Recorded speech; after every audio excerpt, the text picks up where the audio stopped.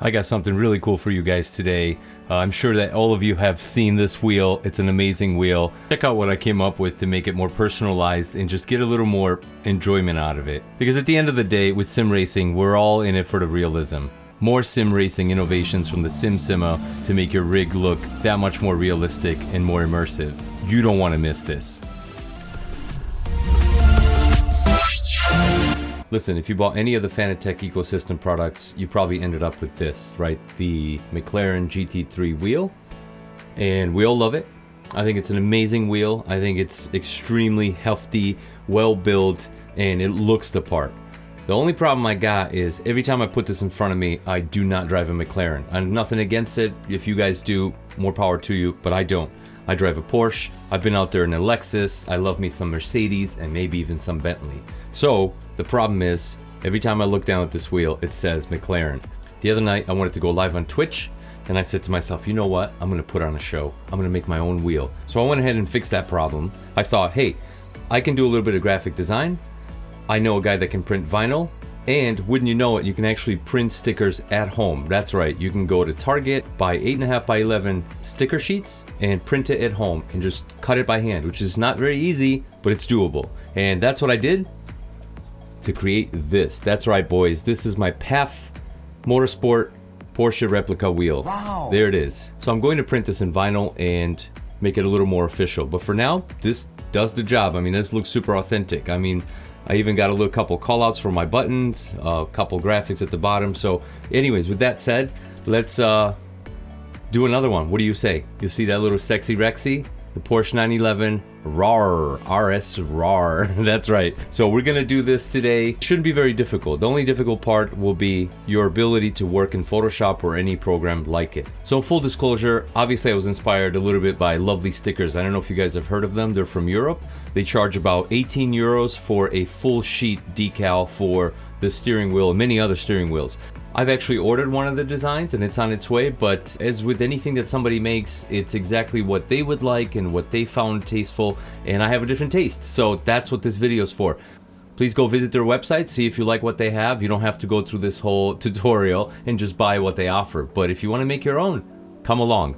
Alright, so before we start the tutorial, let's talk about the items that we're going to need. Of course, you're going to need decal paper, and it comes in a couple varieties. You can get matte. I recommend gloss. You'll need a sharp knife, and of course your home printer, and a lot of patience.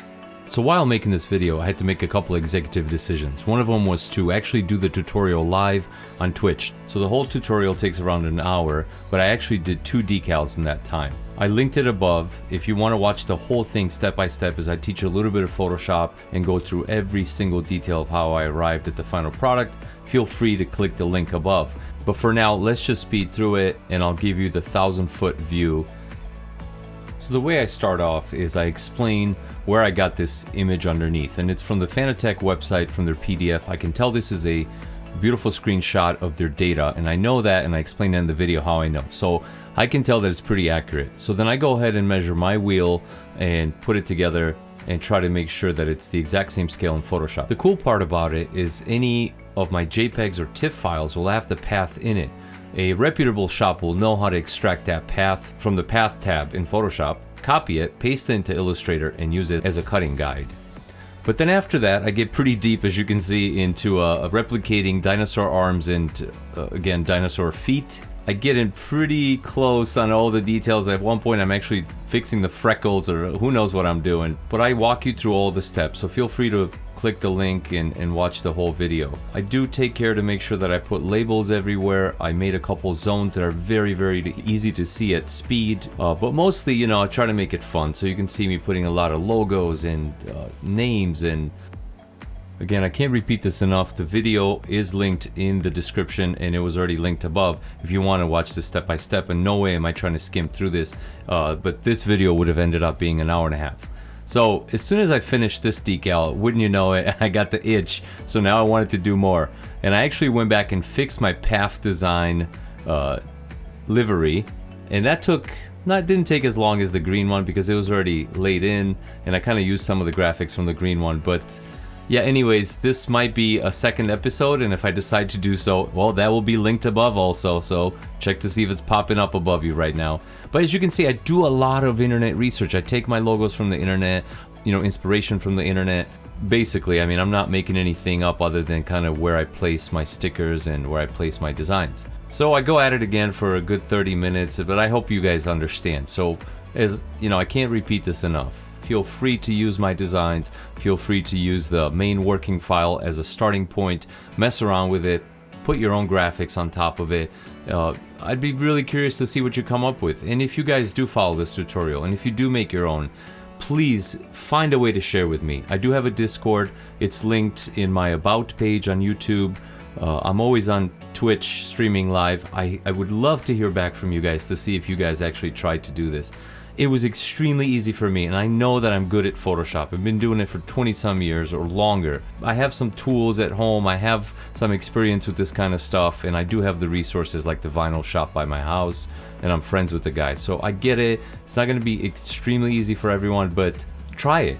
Try it, and I promise you'll surprise yourself. So as soon as you're done, hit print. I would do a test print if I were you. And I would highly recommend gloss paper. As you can see, it's a little bit washed out on matte paper, but I got gloss paper in the mail. I'm redoing this. So here comes the fun part. As soon as it comes out of the printer, let's put it on a cutting board, get that super sharp knife, and let's go at it. I cannot express this enough. You have to be extremely slow and extremely diligent. At times, if you have straight lines, please use a ruler. Don't do it like me, freehand. That's the crappy way of doing it. But really take your time. And what I found out sometimes, it's not just maneuvering your hand around. Sometimes it's about holding the point of the blade down and rotating the paper around it to turn a corner. So be very, very gentle. You've got nothing but time. As soon as you finish it, you get to apply it to your wheel. So please, please, I can't say this enough again, take your time. Alright, so like any proud papa, I like to arrange my little creations on my table and stare at it for a little bit and make my next game plan. So then I lay them in front of the wheel, just trying to picture how I'm going to put them on, and I start peeling. And to my surprise, they actually peel really, really easy, and I just start applying. Now, what I want you to kind of pay attention to is you can see I keep peeling off, putting it on, applying it, peeling it back off. Have no fear, this stuff is really easy to work with. I was so surprised. I was actually afraid that I was going to put this on and then never be able to get it off and have a crappy looking wheel. So, anyways, the paper that I used worked really well. So move along, keep installing your pieces. I'll be very honest with you, I do not intend to carry this livery, so that's why I'm being a little careless of how I apply it. I'm doing it just for the sake of this video. But as you can see, try to find a guide, find something to align this cutout to, and usually to me it's that bottom rotary switch, that center one. And you know, at times you won't get it right, and there you go, slowly and easily peel it back up and try to find the exact position. It's again very forgiving, and especially if you get this done in vinyl at a local vinyl shop, you'll be very surprised how many times you can work with this stuff. And for those who keep asking in this video and many other videos about why do I always wear gloves, that's because I was in a big motorcycle accident, and as you can see I have a huge scar on my hand and all my fingers are pretty much screwed together with titanium screws. Yes, I got messed up, but what can I tell you? Anyways, back to the wheel. It looks amazing. We move on. So after all that hard work, what's left to do but to sit there and admire your creation? That's right.